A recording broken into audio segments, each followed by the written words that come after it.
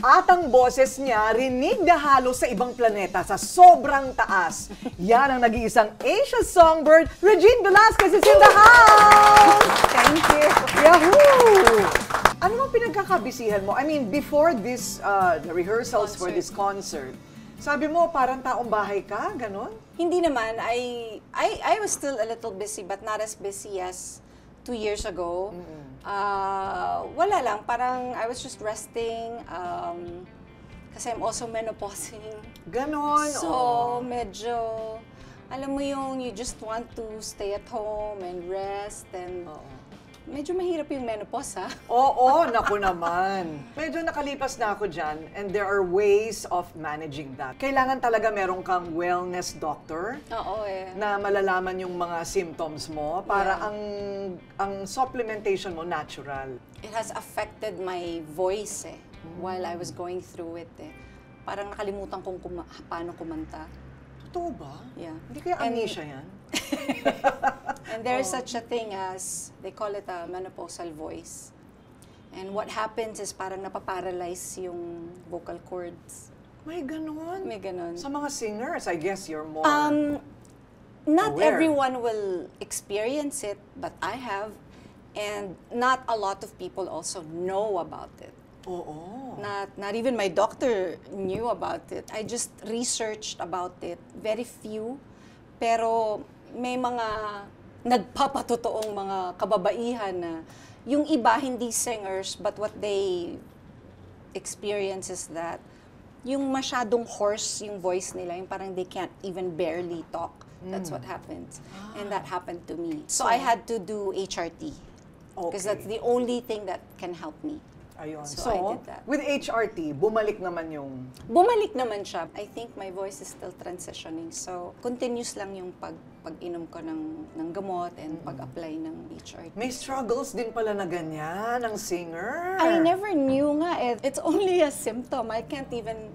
Talaga ba? No, nahirapan akong kumanta, tapos it's just a symptom of menopause. Naku sis, marami pa yan. Pinagpapawisan ka kahit malamig, mga ganyan. Yeah, well, I had that too. I didn't mind the other symptoms eh. Ang pinaka-significant for me was losing my voice. Only because I'm still using it. Kung kunwari nag-retire na ako, okay lang. So yun po ang malalim na sagot dun sa ating simpleng tanong, bakit di natin siya mahagilap. Biro mo. Nagme-menopause pala. Oo, biro mo may kwento palang ganon, di ba? Ang dami natin natututunan sa mga ganyang simpleng tanong. I didn't know that my hormones is connected to everything, including my voice. Yes. I never knew that. I mean, hindi naman yun sinasabi sa'yo. Correct. Akala ko forever akong may boses. Yung ganon, parang, I mean, until such time na sobrang matanda ka na talaga. But I never knew. Mabuti na lang naagapan. Buti na lang nandiyan din si Dr. Google. Yeah, it's very important to read about it. Oo, mag-research. What you experience, because apparently menopause has like 10 million symptoms that we don't know of. So even your doctors don't But know. which you can manage. You can manage. Yeah. Nagre-retire pala ang mga singer.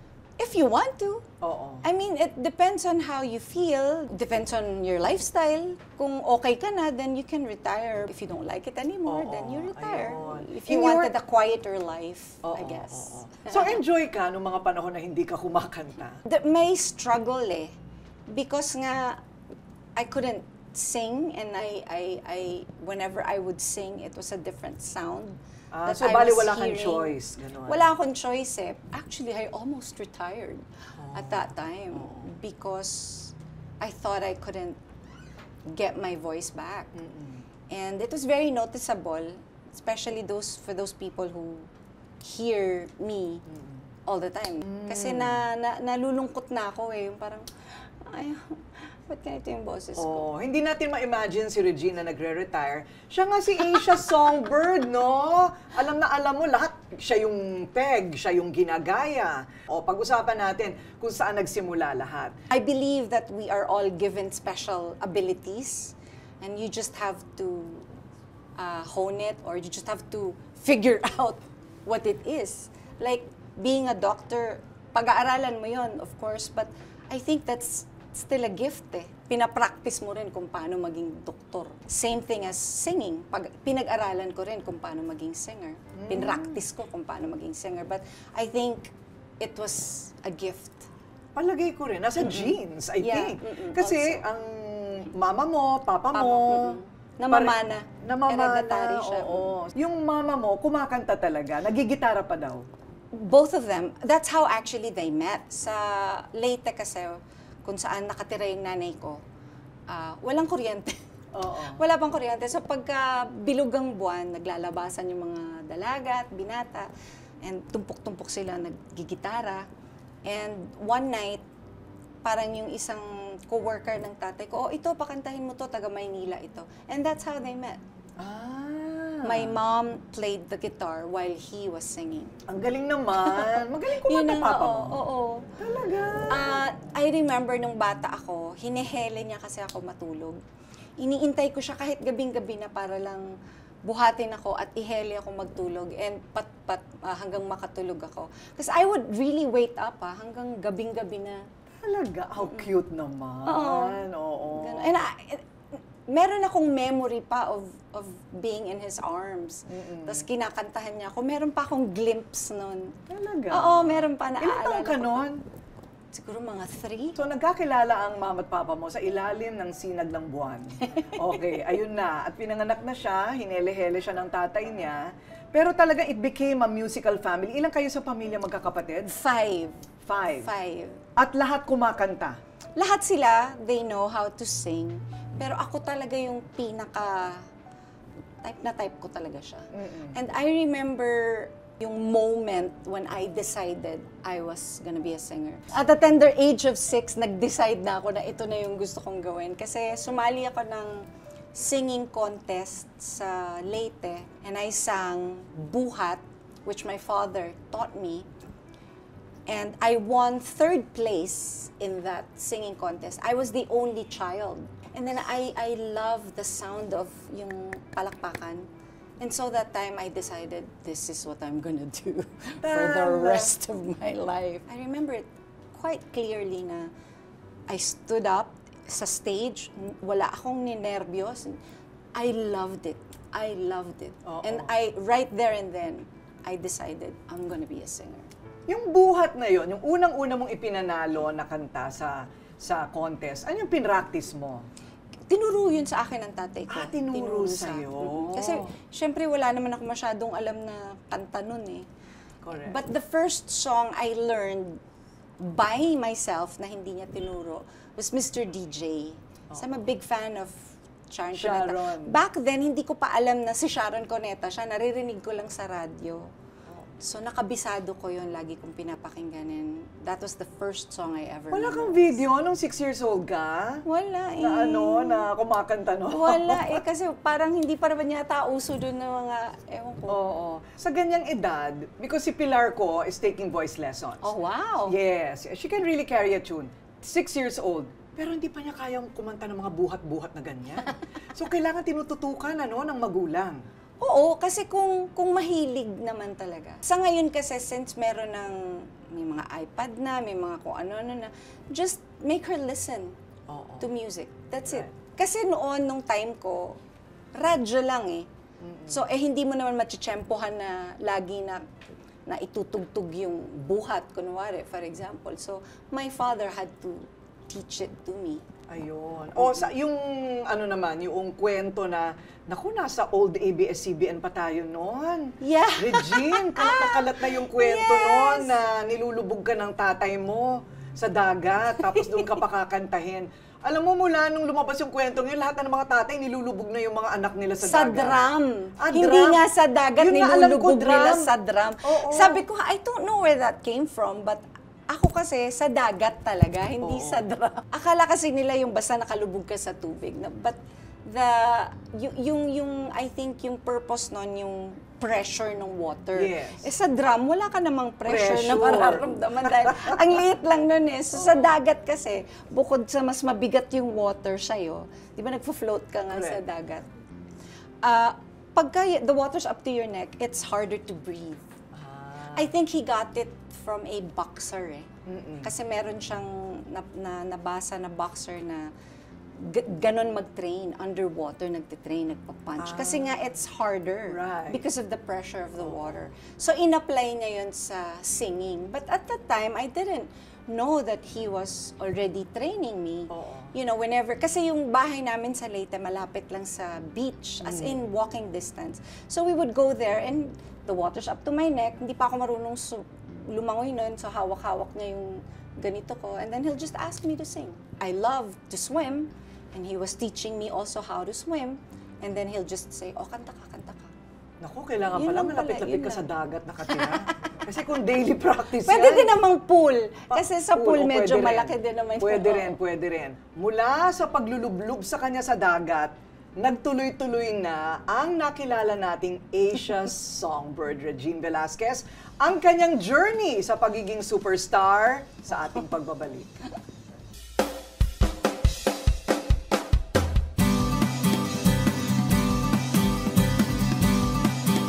Mula pa lang sa kanyang kabataan, ayun, 6 na taong gulang, nakakanta na ng buhat?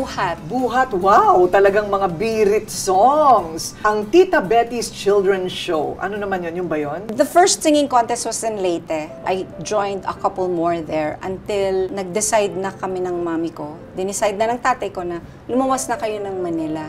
That's where I joined Tita Betty. Singing contest yun. Actually, sa radyo yun. Straight from Leyte. May Bisayan accent pa ako.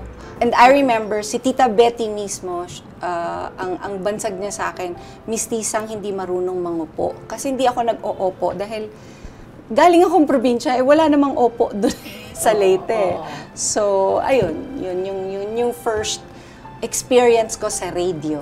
Okay. And then, sa school, parati ka na rin sumasali? Yung school, nung nalaman nilang kumakanta ko, di syempre kung saan-saan ako binitbit, kung saan-saan school activities, kung anong meron pwedeng pakantahin ako, Sino ang manager mo noon? Wala. Kasi bata pa naman ako noon eh. Sino nagdadala-dala sa'yo? Papa ko lang. Tapos until such time na I was, I think mga 10 or 11 years old, we started joining amateur singing contests in Bulacan. I must have joined siguro mga over 300. Mga ganyan, or mga 200 something. Grabe! Sa dami. Dami. Kasi lumalagari pa ako eh. Kung saan-saan kami nakarating. Hanggang North Sagaray. Nagpunta pa kami ulit ng Malabon.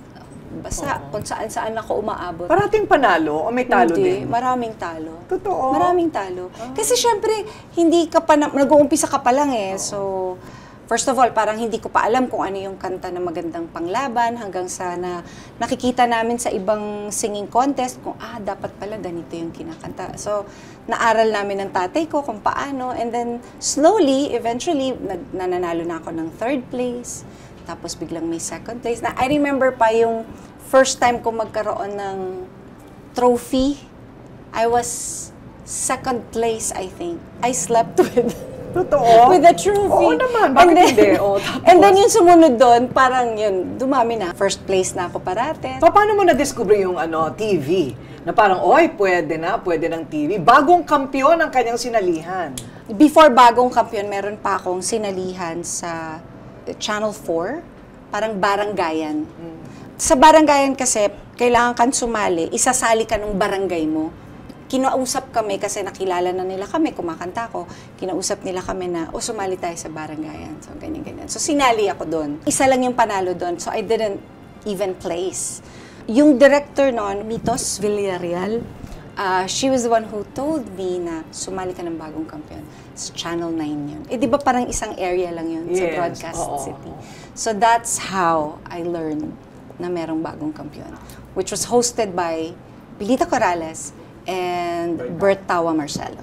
At ang nagtahi ng kanyang damit ay ang kanyang teacher. Yung teacher ko, tinatahian niya ako dati ng damit kasi wala kaming pera, walang budget. Ganon talagang kwento ng lahat. Yes, kung nag-audition, ihiram. Ihiram, oo. Ito yung teacher ko noon, parang grade 3 or grade 5 teacher ko kasi nagtatahi siya. So minsan, tinatahian niya ako ng damit and she was very proud of it.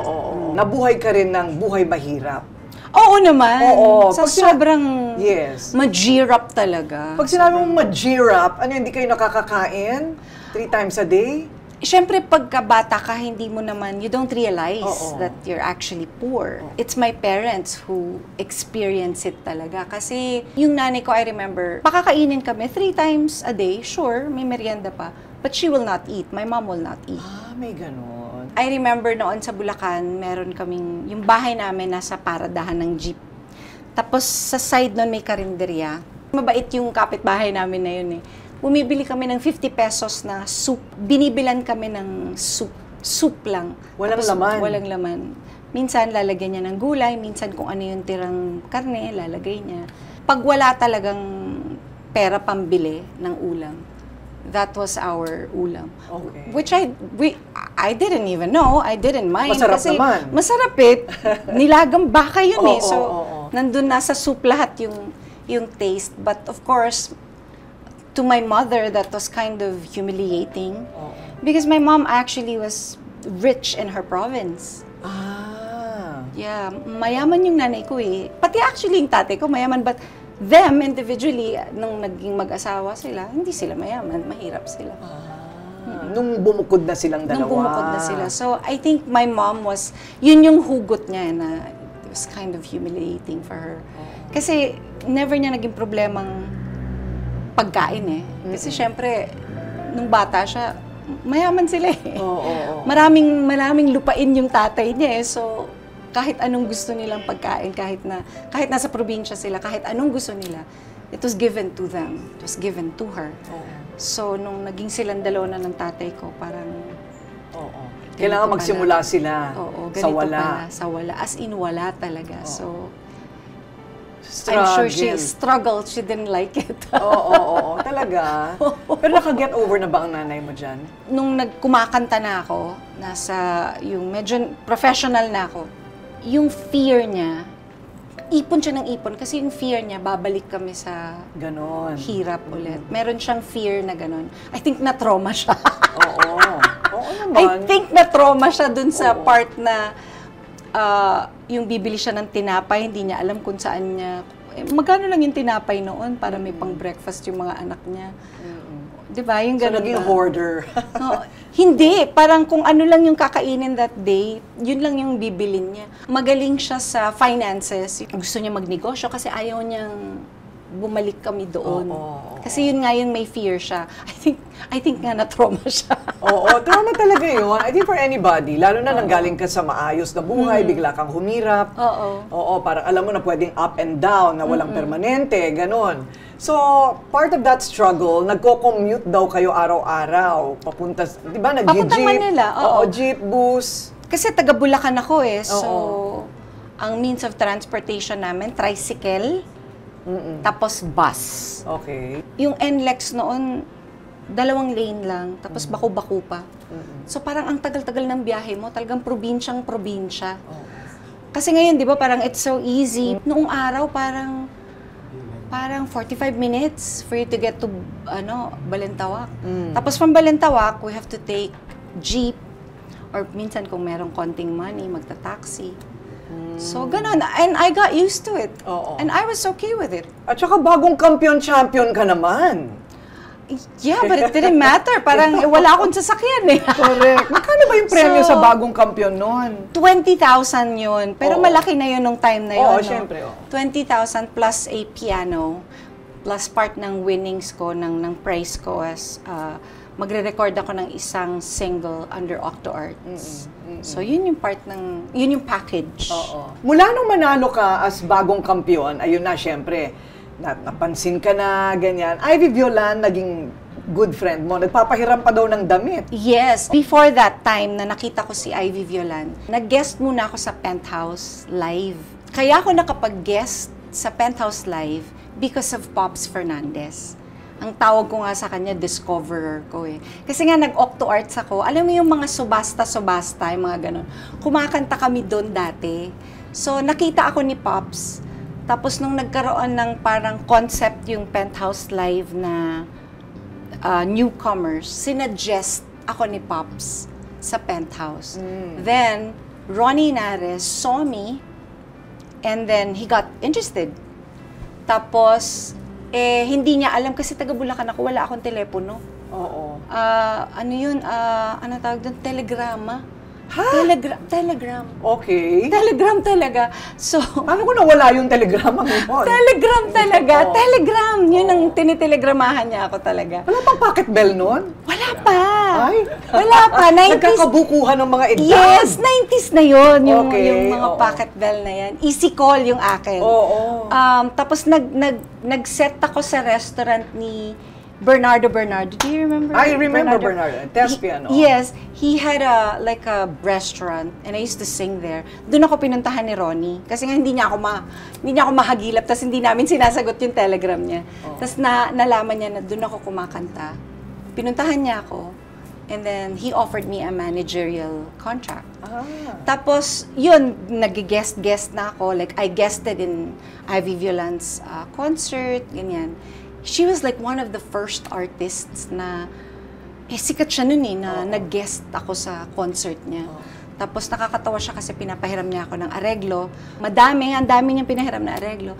Umabot na kami doon sa pinapahiram na ako ng damit hanggang binigay na sa akin yung mga damit. Okay. Ang dami niyang binigay sa akin damit. And yeah, we've become really close kasi lagi niya akong ginigest. How kind naman. Very, very kind. Oo. Importante yun pag nagsisimula, yung may act of Support kindness. May support na gano'n. Oo. So, teka muna, hindi pala Regine talaga ang kanyang pangalan. Chona Velasquez. Chona Velasquez. Because that was my nickname. Kasi my real name is Regina Encarnacion. Encarnacion was my lola's name. And her nickname was Chona. So I was named after her.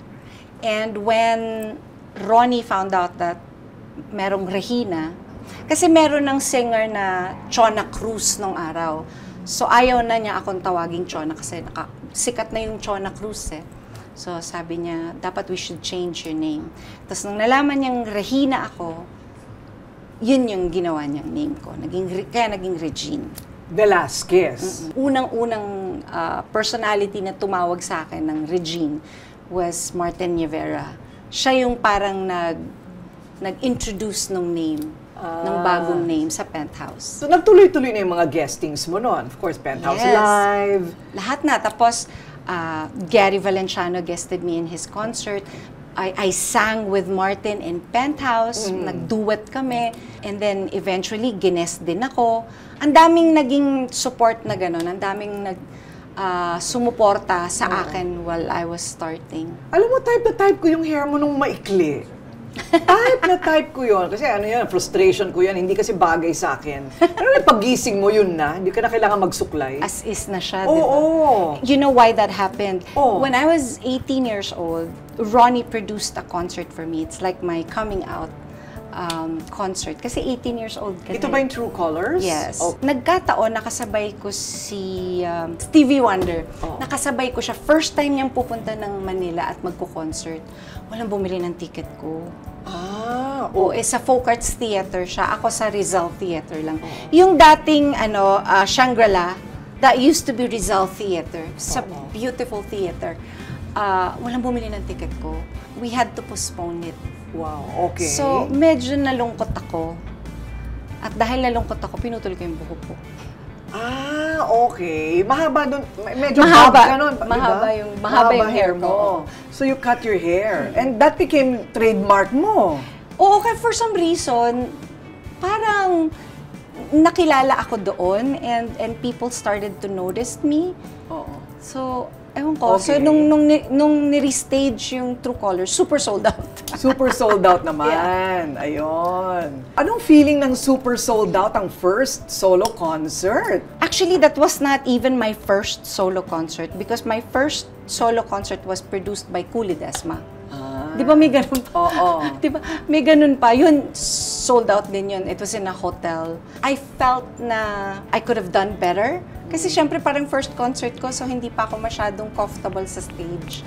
But the second one, which was True Colors, parang mas komportable na ako to be a concert artist. Oo. Kailan ka tinaguri ang Asia Songbird? Actually, hindi ko din alam eh. Totoo? Hindi Bakit ko parang alam. Forever? Parang pinanganak ka ng ganon. Asia Songbird ka na. Asia Songbird, pa ka pa na. Oo. Asia Songbird. Kasi, nung time na umu-okay na yung career ko, nas-establish ko na yung career ko, nauso yung title na you have to have a title. Like, Superstar was Nora Honor, Star for All Season was Vilma Santos, and Diamond Stars Marcel. Diamond Star, and so on and so forth. So, ang daming may mga titles. So, si Ronnie was thinking of a title for me na yung ayaw niya yung may star kasi parang ang dami na raw may star. Parang gusto niya yung medyo humble ng konti. So she thought of a songbird. Yun yung binigay na title sa akin ng manager ko. Tapos parang na ano naman siya, parang tinanggap naman siya. And then I think kasi hindi na siya yung nagbigay ng Asias eh. Hindi sa kanya galing. Hindi kasi nananalo ka na sa ibang bansa. I joined the Asia Pacific Singing Contest. I won first prize there. Siguro nga doon nang galing yung Asia. Yes. Also because I also recorded an album in Asia. Maybe that's bakit doon naman nang hindi? galing. Pero hindi ko alam kung sino yung naglagay na nung Asia. And sinong nag-decide. Yaan mo na.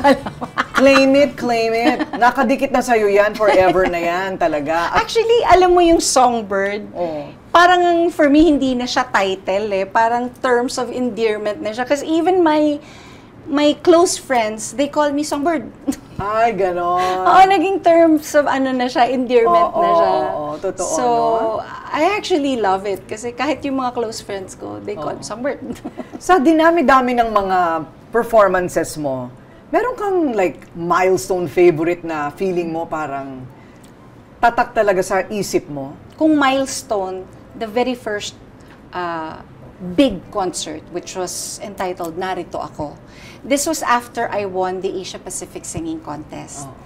And I staged a concert at the Folk Arts Theater. And yun talagang like 1 week before the concert, nag-sold out na yun. Wow. So I was very happy. And then I guested Jose Marichan, and then Gary Valenciano was also a guest. And at that time pati, after ng Asia Pacific Singing Contest, I recorded yung song na Narito Ako from the album 1990, and then I also recorded Please Be Careful With My Heart, which was a humongous hit at that time. So I had 2 hit songs. Galing pa ako ng Asia Pacific Singing Contest. Parang ang bango-bango ka. Parang 3 beses ako naligo ng isang araw ng mga panahon na yun. So naging sold out yung concert. And I was very happy. I was so proud and I was so thrilled. Imagine you were 6 years old, sabi mo, ito ang gusto kong gawin. Pinapalakpakan ako dito sa maliit na entablado nito. Biglang ayun na. Naging Folk Arts Theater na. It was very exciting. Yung kaba ko, hindi ko alam kung saan ko ilalagay, pero excited ako to perform. Nakita ko na yung finally, nung pagtungtong ko, nakita ko na yung audience, yung parang I did not know it was going to be this big. Wow. With a full orchestra. Wow. Yes, oo. Ano kaya feeling noon, ano? Yung talaga ikaw lang mag-isa sa entablado, lahat nakatingin sa'yo, kumakanta ka at napakaganda ng boses mo. Alam mo, masarap. Masarap, sigurado yun. Very addicting. Kasi, when you perform, syempre you give your 110%. Well, sa akin nga, 200%. No? But, the audience will give you love. Yung energy na you're trying to put out there, they give it back. Love yung binibigay sa'yo. So, ang sarap, iba yung feeling. Iba yung energy. Iba yung energy. Kasi, pagka nagpa-perform kayo, kinukuha din namin yung energy from the audience on how they react with you. Pero yung adoration, yung love na binibigay sa'yo, hindi mo mapapantayan eh. Correct. Parang halos hindi mo na kailangan ng boyfriend at asawa. Pero nagkaroon din siya noon. Nagkaroon siya ng tunay na love. Hindi lang yung love na binibigay ng audience. Yes. O, love life na ang kasunod, ha? O, ay, love life na? Yes, love life na. Kape muna tayo. Kasi medyo hugot na ito. Ay! Ang sabi nila, kapag nagiging leading man mo, kayo ang nagkakatuluyan. O, so ang tanong, nagkatuluyan ba kayo ni Jano Gibbs? No, he was married. He was married na. Married na. Pero kayo yung parating magkasama, no? Kasi sa concert, kami yung laging... Kasi he's also being managed by Ronnie. So, partner ko yan talaga sa lahat ng mga concerts. And we also did a movie together. Oo. So, kumbaga, swak yung boses nyo. oo, swak na swak talaga. Paano mo sa swak sa boses mo? Eh, parang nanlalamon kayong boses mo, ng lakas, ang taas. I'm a team player. I actually don't do that. When it's a duet, then it's a duet. I blend with my kaduet. Ganon. Ganon talaga dapat. No? Yeah, hindi ka pwedeng umaangat dun sa kaduet mo. Eh, kung gusto mo na ganon, mag-solo ka. Solo ka na lang. Oo, tama. Huwag kang makipag-duet. Pero if you want to go far, you have to be with someone too, right? Ganon eh. Because that's how you can start. First of all, nung time na yun, parang ang hirap naman mag-concert na ikaw lang. So, maganda na may partner ka. So, ganon para madami at yung mga naging partner mo, ayan, si Jano Gibbs, tapos Aga Mulak. Sa movie na, si Movies Aga. na. Sa movie na si Aga. Hindi ka natakot pumasok sa pelikula? Yung first movie ko, yung Untouchables, si Edgar Mortiz pa yung kasama ko, tsaka si Redford White, I think. Ang ganda ng aking apo. Thank you, Lolo. Ikaw rin. Grubing-grubing itsura mo ngayon. Salamat. Tapos, after that, gumawa pa ako ng Elvis and James. Lalabas ang galing mo sa pag-awit. Lalabas ka ng isang sikat na opera singer at yan ang hinahanap ko sa isang babae. Kasama ko naman si Tito Joey De Leon. Oo. Pero parang I'm just one of the girls. Parang that one I enjoyed. Kasi I didn't mind. Kasi parang I'm just one of the girls there na nakakatawa lang. And then, I did this musical play called Nole Mi Tangere. Ay, pakinggan ako at patawarin dahil inunawa mo. I think Ronnie invited Boss Vic to watch me there. So he watched, and sa lobby on my way home, nagkita kami, pasakay siya ng sasakyan. Tapos sabi niya sa akin, oh, mag-movie ka na ulit. Sabi ko, ha? Ako yung best friend ng bida. Anong best friend ng bida? Hindi, ikaw na yung bida. Tapos sumakay siya sa sasakyan niya, tapos umalis siya. Parang naguluhan ako. And that was Wanted Perfect Mother with Christopher De Leon. And soon after that, he said, you're doing a movie with Aga Mulak. Ayun. Yan yung history ng movie career ko. Wow. At meron pa siyang Richard Gomez, Robin Padilla, Bong Revilla. May Ding Dong Dantes at Piolo Pascual pa. Grabe! Lahat ng the best. I'm very honored and very happy that I got to work with these leading men, these wonderful actors. And I had a wonderful time working with them. Oo. At napunta siya sa pinakagwapo sa lahat. Pinakamatangkad. Siyang pinaka-Adonis. Walang sinabi yung mga Richard Gomez at mga Ding Dong Dantes. Wala. Kay Ogie Alcacid tayo. Diba? Yes. Bakit? Yes. Siguro kasi nagkakatingin na kayo sa mata, no? Ha? Oh. You know, Ogie and I actually dated when I was 18. Okay. Di ba nakakatawa yun? He was about mga 21 or 22. We dated, parang group date lang. And then, kasi apparently he liked me na during that time, but he realized na I was so young. Kasi ang bata ko talaga, yung bata talaga ako mag-isip. So, I didn't see him. I would just see him around yung mga awards night, yung ganyan-ganyan. And then he got married, he had a life. Tapos, pumasok ako sa SOP. And we became best friends. Kasi bukod kay Jano, siya yung nakikita ko eh. Chismoso yun eh. Nuknukan ng chismoso yun si Ogie Alcacid. Oh. So, pag pumapasok ako ng SOP, he's the first person I look for. Nasaan si Ogie Alcacid? Tapos darating na si Ogie Alcacid, kukwentuhan na niya ako. And that's how we started. Naging para kaming mag-best friends. So, wala ka namang iniisip na anything kasi alam, he's married. And we were just really best friends. And that was it. I didn't know that this was going to happen to me. Okay. Na magkakaroon kami ng something. Oo, no? Pero meron na kaming history even before that. Right. So, nakakatawa lang na ang ending sa kanya pa rin. Doon ka pa rin. Bumagsak kay Adonis. Paano kanya niligawan? Puro jokes yun eh. Di ba? Hindi nga ako niligawan nun eh. Wala nga ligaw-ligaw kasi parang we just both realized na we wanted the same things. We have so much in common and yet marami din kaming pagkakaiba. Yung ganun ba? Ganun lang. Bakit red ang wedding gown? Kasi lagi na akong kinakasal, ilang beses na akong kinasal.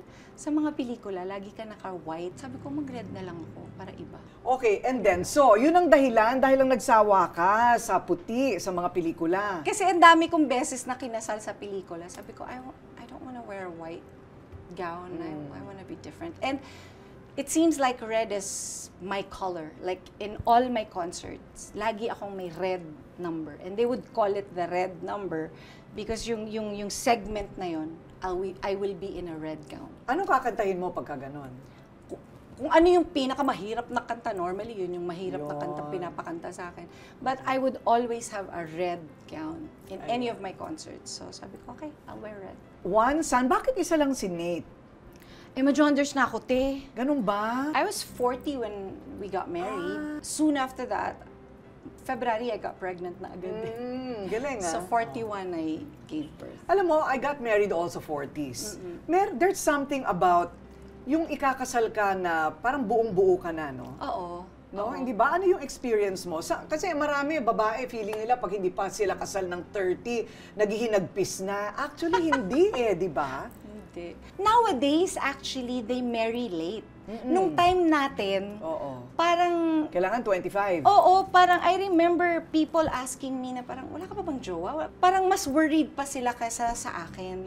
Yung ganon, kasi parang, I'm okay. Kasi nung time na yon, I don't wanna settle. Ayokong magpapakasal lang ako yung first guy na nakita ko na tapos okay na to, papakasalan lang. I didn't want that for myself. Parang, I want to marry someone whom I love. Nung naging kami ni Ogie, finally nagpakasal kami, of course I was very happy. But before that, we lived together for like about 2 years yata or 3 years, ganyan. And actually, nung time na yun, I didn't even want to get married. I didn't see the point. Kasi magkasama na kami. Correct, But he was explaining to me, no, we have to do it the right way. Because God needs to bless our union. That's why you get married Kailangan ng blessing. Siyempre, yung blessing ng parents mo, ng family mo, and to celebrate your union together. That's why you get married. 15 years na sila ni Ogie. Parang hindi na masyado yung away, ano?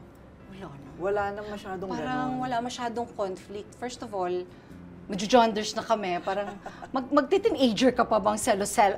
He doesn't give me a reason to be jealous. He would always assure me that it's us, that I'm here for you no matter what you want to do with your life. Paanong kompetisyon? Pareho kayong singer. Alam mo, wala kaming ganun Galing Alam mo kung madalas ganon. Oo nga ang galing nga kasi my husband is not afraid to let me shine. He's not afraid. Secure. He's very secure. And as a matter of fact, he would always want me to shine. Talaga. He is the one who is pushing me talaga. No, you do this, you do that, ganyan. And I am also not afraid for him to shine. Ako din talagang, kung maiaangat ko siya, iaangat ko din siya. Give and take Hindi kami naiinggit sa Bakit? Asawa mo yun Correct. Bakit may competition? I don't get it. So, we support each other. Bilang nanay naman, so pinatulog mo rin si Nate ng ganyan. Kinakantahan mo, hinihele-hele mo rin. Oo, hinihele-hele ko rin. Pero madali siyang makatulog. Madaling makatulog. Walang balak maging singer ang batang ito. Isang kanta pala, tulog ka na? So kumakanta ba si Nate? Kumakanta, mahilig. Really? As a matter of fact, he's part siya ng choir.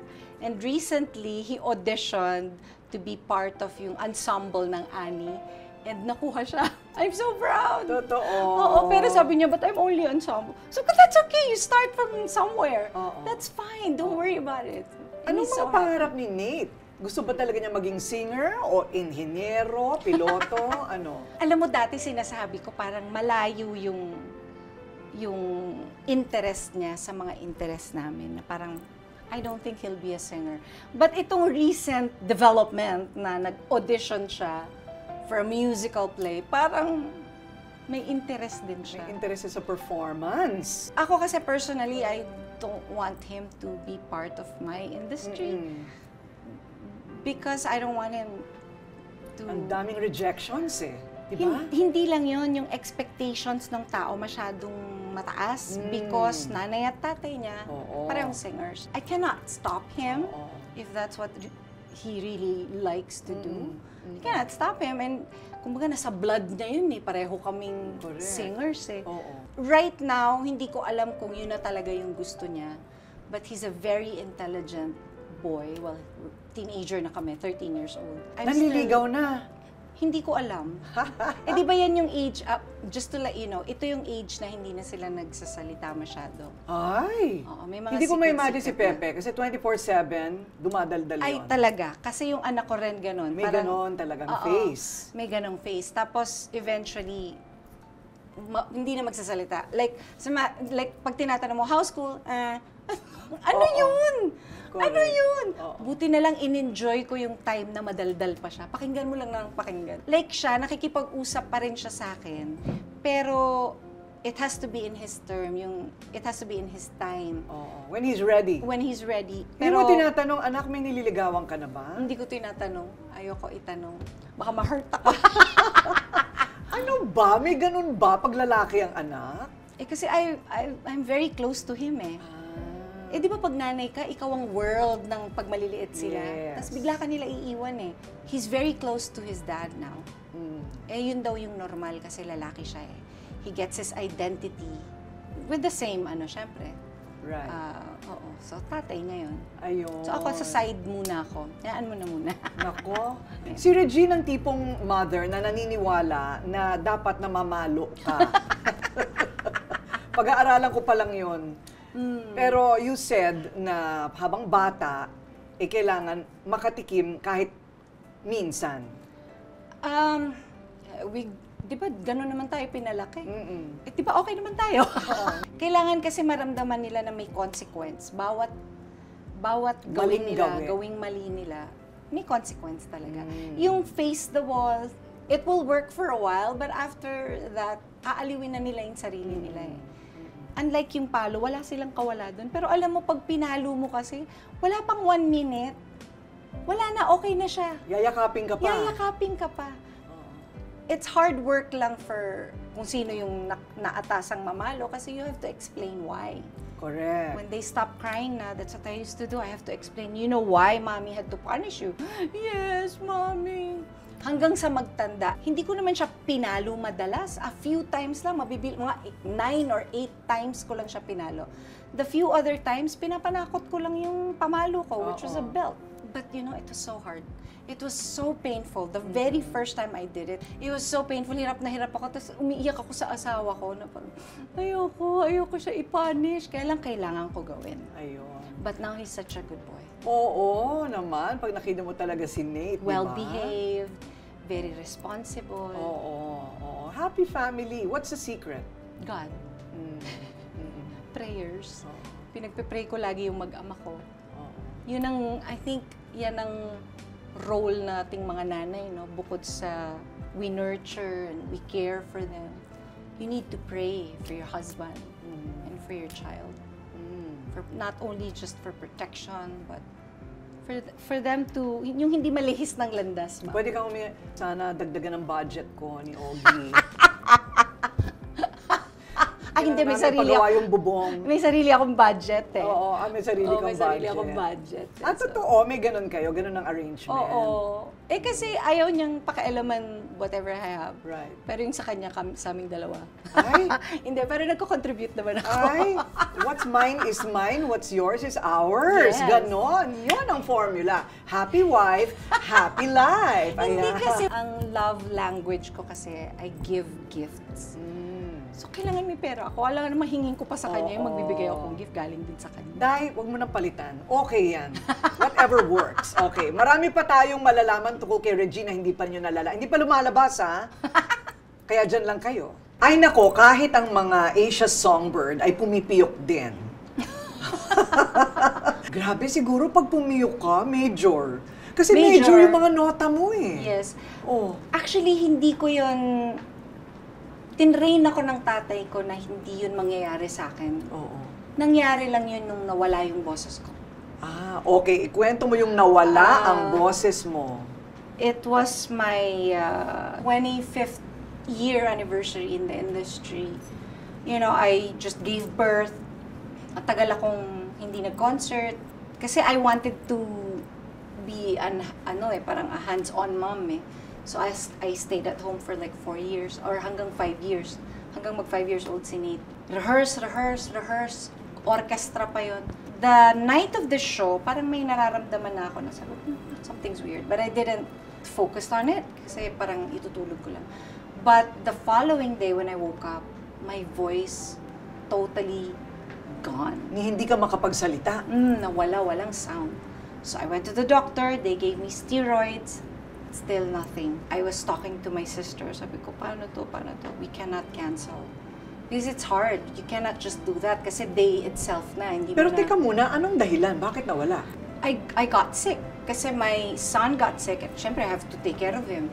My sister got sick. My director got sick. And they all have something in common. They all lost their voices. Hindi ko naman akalain na, kasi wala naman ako nararamdaman eh. I think it was just like a regular cold, cough and cold, whatever, or flu. Pero yung voice, yung tinamaan.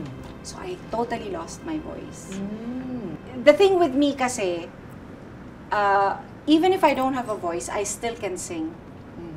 This one is not like that. Tapos? I had to push through with it. Tapos pumipiyok ako kasi wala eh. Wala talagang voice. Naka-steroids na ako noon. So, kapag ganun ba, Regine, hindi ka pwede mag-cancel? Mahirap kasi mag-cancel eh. Kasi day itself na eh. Hindi mo na masasabihan lahat ng mga tao na cancel. Tapos bayad na lahat. Hindi mo na pwedeng 50% lang yung Hindi na pwede yun. So, I had to push through with it. Parang naka 12 songs ako. But I could see, alam mo yung audience, yung hirap na rin sila for me. And nakakatawa nga kasi sila na yung kumakanta ng kanta ko sa akin. Sila na yung kumakanta. And feeling ko parang nahihirapan na rin sila. So I had to cut the show. But I promised to do it again. So we did. Ginawa ulit namin, I think December. So pinatago mo yung mga ticket nila? Pinatago ko yung mga ticket nila. But you know, yun yung pinaka-memorable ko na concert. Kasi ang fear naming mga singers, fear talaga namin to na we even, like I would dream about it. Yung tinatayuan ka ng audience. Ay! Yung tatayuan ka ng audience mo, fear ko yun, like greatest fear ko yun. I thought they were gonna do that. But they didn't. Totoo. They didn't. They stayed. They tried to enjoy the show even though it was hard for them to see me sing like that. And they were singing along. There was a time they were just the ones singing my song to me. I think it was Araw Gabi that they were singing. It was very memorable. Kasi may mga learnings din eh. Kasi at that time, I wasn't doing concerts for a while. Parang meron akong out to prove something. Alam mo yung gano'n na I still have it. And I totally missed the whole point of doing the concert. It was just to celebrate with, you know, the people who've supported me all these years. And to also be grateful for God's gift to me, no? Yun lang yung dapat na inisip ko. Hindi ako dapat nag-isip na, no, this is for revenge. I still have it. Yung ganun ba? Correct. So I missed the lessons and sabi nga, di ba? Feeling ko ganun. Kasi he wanted for me to learn something from it. And then, lahat sila bumalik naman noong Disyembre. Yes! Gagawin natin to ulit. Tumambling na yung kapatid ko. Oo. Tumbling siya, mga 3 tumbling kasi. Oo. Para natin gagawin. But yeah, we did it. May mga sponsors naman kami, thank God, who helped us. And we offered a refund kung ayaw na nilang manood. Pero alam mo, walang nag-refund. Walang nag-refund. Ay, mahal ka nila. They all went back, they all watched. Ay, nakakatuwa naman. Kaya sobrang memorable talaga yung silver. What a charmed run, ano? Yung sa'yo, no? Teka muna, natalisod ka na ba? Sa stage? Lagi ako nahuhulog. Yung very first concert ko, yung narito ako, yung stage ko kasi parang may hagdan siya na bumubukas na ganyan. Oh. On my second song, I think it was, Urong Sulong, pabalik ako ng stage. Kitang-kita mo pa yung shadow ko, bigla akong nawala. Ay! Kasi nandun yung smoke machine, gumagapang talaga ako. Oh. Lagi ako nadadapa. I don't like stairs on my stage. Oh. Because lagi ako nahuhulog. Lagi Ano, ako dahil mahaba yung damit mo? Mataas ang takong? Hindi, may syunga-syunga lang talaga. Lampa lang po tayo. Tao lang po. Tao lang. Oo. Kaya nga pag kaya na nahuhulog ako, parang huwag na tayo magtaka. Okay. Normal lang yan sa akin. Alam na nila. Alam na nila? Alam na nila. Okay, so tatayo ka, ano yung take 2 o itutuloy mo lang Tuloy yung mo kanta? lang. Tuloy mo lang. Parang beauty pageant. Ganun tuloy lang. mo lang. Oh, kaya nyo ba yun? Ako Ganun ka na gaganon lang, pa. tapos, Oo, ganun yes. lang, diba? Eh kasi live eh. So, Oo, correct. lang. Okay, nagluluto din siya. What is your specialty? I love to cook. I think I love cooking beef bourguignon. Wow, by Julia Child. Julia Child. Yes. Recently, natutunan ko maggawa ng Korean dish at saka Thai. Ah, wow. I really love to cook. Really? I really Swerte love naman it. ni Ogie, ah. Nananaba ba si Ogie ngayon? Hindi naman. Medyo ba? Nag-workout siya. Naman. Masipag yun mag-workout. Ah, okay. Swerte rin ni Nate. Wow. So talagang taong bahay ka rin. Kasi I mean, if you love to cook, you have to have time. Oo. Kailangan may oras ka dyan. Bata pa lang ako, taong bahay na talaga ako. Talaga? Kasi since nagtatrabaho ako lagi, tapos nakatira ako dati sa Bulacan, papagod ako dun sa biyahe. So pag may time ako na nasa bahay lang ako, sa bahay lang talaga ako, manonood ako ng friends. Tapos nung nag-asawa ako, kasi feeling ko, part yun ng job mo as a wife, yung pagsisilbahan mo yung asawa mo, paglulutuan mo. Nag-aral ako magluto. I mean, hindi, wido lang yung akin eh. Hindi naman ako talaga nag-aral eh. Kaya lang, mahilig din naman akong kumain. So, syempre, pag mahilig ka kumain, alam mo kung ano yung masarap, di ba? So, ganun. And then, I would get recipes. Bumibili ako ng mga cookbook. Tapos, I'll just follow that. Or, nowadays nga, sa TikTok, kinukuha yung why not? Oo, ganun lang. I think that's part of being an artist. Diba? Kung artist ka, magaling ka rin magluto eh, karaniwan. Because it's an art. It's an art. It is actually. Kasi like, yung adobo, maraming interpretation na yung adobo. Ano diba? yung sa'yo? Eh sa akin yung yung typical pa rin na may toyo at suka. Ayun. Yun kasi yung the best sa akin eh. Tapos maraming bawang. Ginugutom na tayo dito. Okay, ano bang pinaka-the best para sa... Kasi ako naman, kabuhayan ko din ang boses ko. Yes. Although hindi kanta, no? Daldal. Okay. So, pag nawalan din ako ng boses, major catastrophe. Mahirap nga yun sa'yo eh. Yes. Mas madali kang mamalat kasi hindi naka-place. Ganun ang ba kanta yun? kasi naka-place eh. Oo. Ah, ganun ba yun? Oo.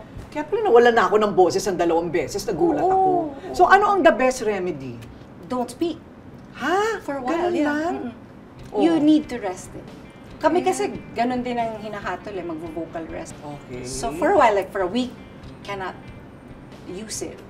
Not even talking. So, meron kang ginagargle or salabat? Nakakatulong ba talaga yon? Yeah, salabat is actually good. And it's good for digestion too. Oo. Kasi soothing siya eh. Wala akong any kind of regimen before. Hindi ka na pumupunta ng dagat? Hindi na.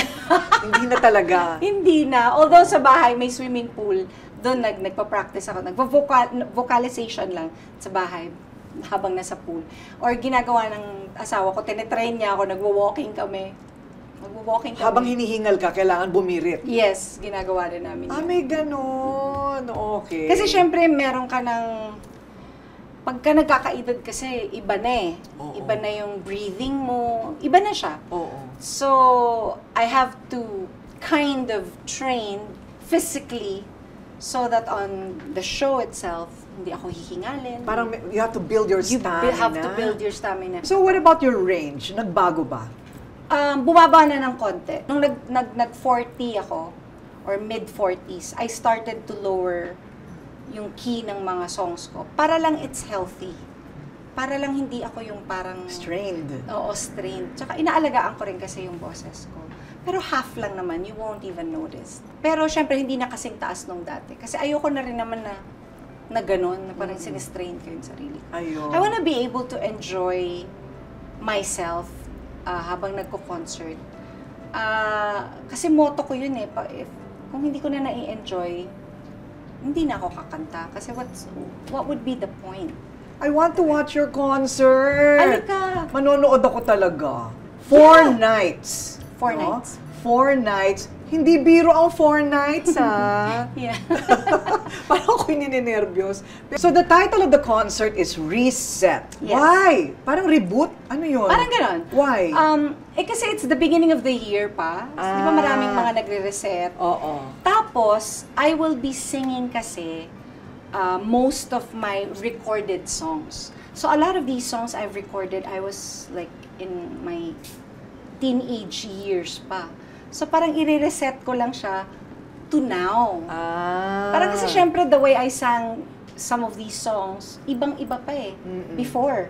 Nung bata pa ako, yung first album ko, I think I was 17 years old. So yung kung may babalik ko lang, 17 years old lang ako nung kinanta ko yun. So, ano yung sound nun ngayon? Kaya we thought na tawagin siyang reset. Parang rewind. Nice. Oo. So, 4 nights. 4 nights. And this is going to be where? At the Samsung Performing Arts Theater. It's going to be on February 14, 15, 21, 22. Ayan. And maganda kasi magkaiba yung repertoire ng bawat gabi. So, kailangan 2 nights ka manood. Oo, kasi yung kunwari, like, yung 14, it's the originals. It's Right. all originals. On the 15th, ang kakantahin ko yung mga covers. Ayun. And then the following week, magkabaliktad naman.